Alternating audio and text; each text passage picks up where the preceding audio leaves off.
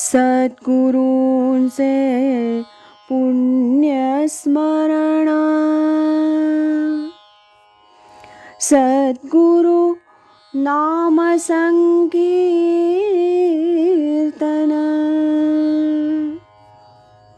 सद्गुरु गुणानुवाद गान, श्रवण मनन सद्गुरूंचे, श्रवण मनन सद्गुरूंचे.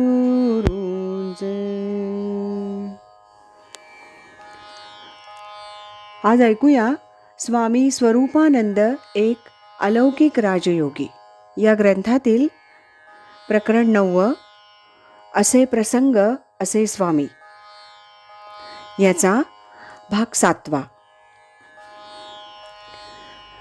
तुम्ही जानवे घातल्यास मी भोजनास थांबतो. स्वामी स्वरूपानंदांकडे पावस मुक्कामी अनेक लोक येत. त्यात नाना वृत्तीचे आणि नाना छंदाचे लोक असत. एकदा गोडसे नामक एका रामदासी संप्रदायाचे कडक आणि नैष्ठिक साधक स्वामी दर्शनास म्हणून पावस मुक्कामी आले. ह्या रामदासी संप्रदायाच्या साधकाचे सद्गुरू संन्यासी कडक आचारधर्म पाळणारे असे होते. त्यामुळं या रामदासी साधकाचा बहिरंग आचारावर जास्त भर होता. स्वामींनी ह्या रामदासी साधकाला मोठ्या प्रेमानं सांगितलं, जायची घाई नसेल तर इथे भोजन करून जा. स्वामींची ही विनंती ऐकून हे रामदासी साधक जरा तोऱ्यात म्हणाले, मी प्रसाद घेईन, पण तुम्ही विधिपूर्वक संन्यास दीक्षा घेतलेली नाही आणि पहिल्या आश्रमाप्रमाणे तुमच्या गळ्यात यज्ञोपवीतही नाही. तुम्ही जानवं घातल्यास मी भोजनास थांबतो. स्वामींनी ठीक आहे असं म्हणून एक यज्ञोपवीत आणून त्याच्या समाधानासाठी ते धारण केलं. रामदासी भोजनोत्तर निघून गेले. आता ह्या नैष्ठिक मंडळींना काय म्हणावं? चतुर्थाश्रमाच्याही पुढची एक श्रेष्ठ अतिवर्णाश्रमी अशी सहजावस्था असते. याची या मंडळींना कल्पना आहे का?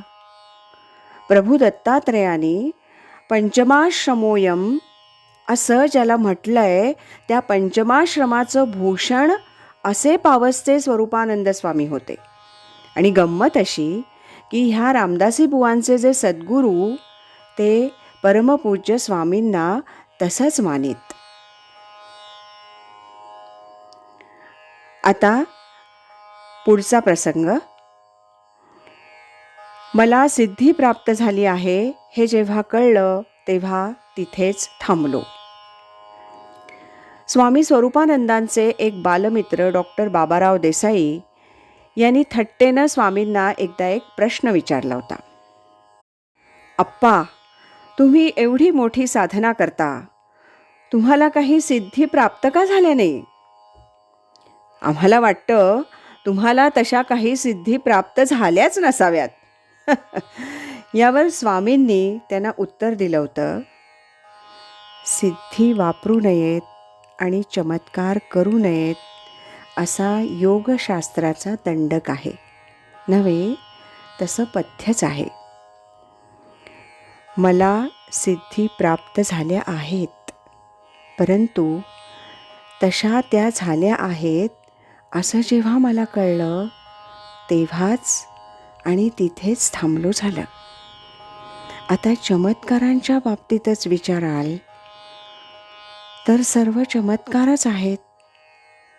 तुमच्यासारखा मनुष्य इतकी वर्ष सतत माझ्या सान्निध्यात राहतो, हा काय साधा चमत्कार आहे?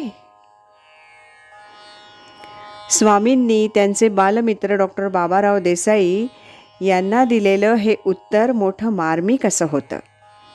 सत्पुरुषाकडे निरनिराळ्या शक्ती निरनिराळ्या दृष्टिकोनातून पाहत असतात हेच खरं. डॉक्टर देसाई यांचा स्वभाव मूलतः बुद्धिवादी, चिकित्सक आणि लहरी असा.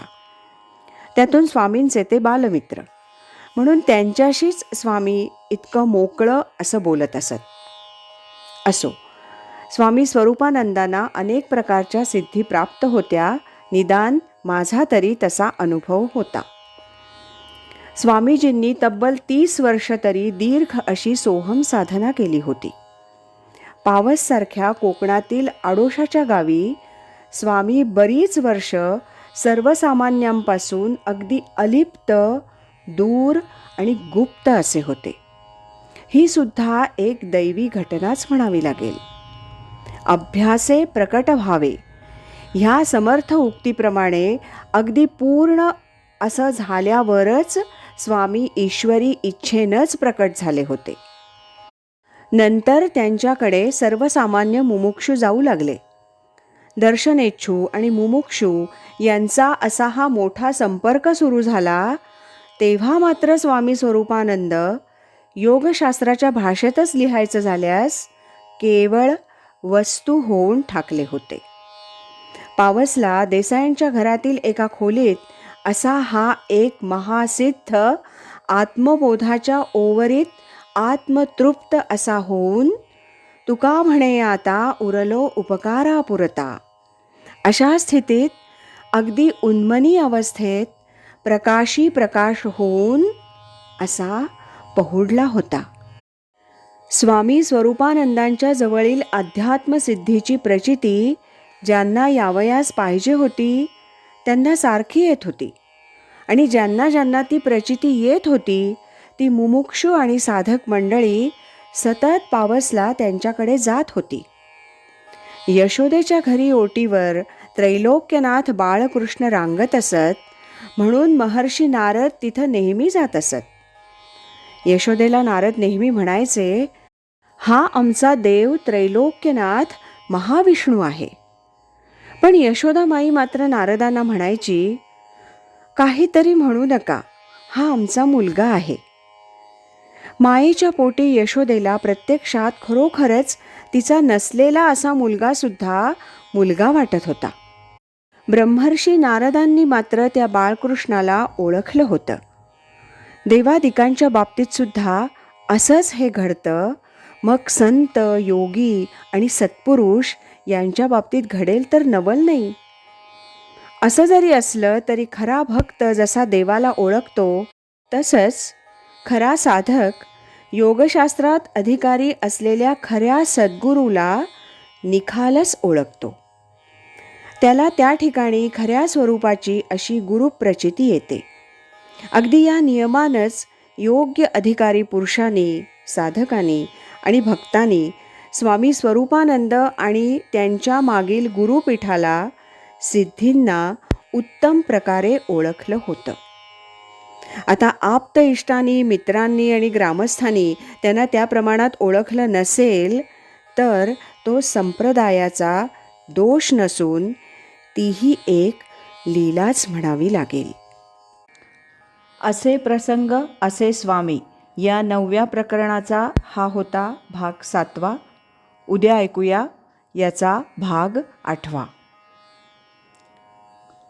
श्रीमद सच्चिदानंद सद्गुरु श्री स्वामी स्वरूपानंद महाराज की जय. हरि ओम तत्सत.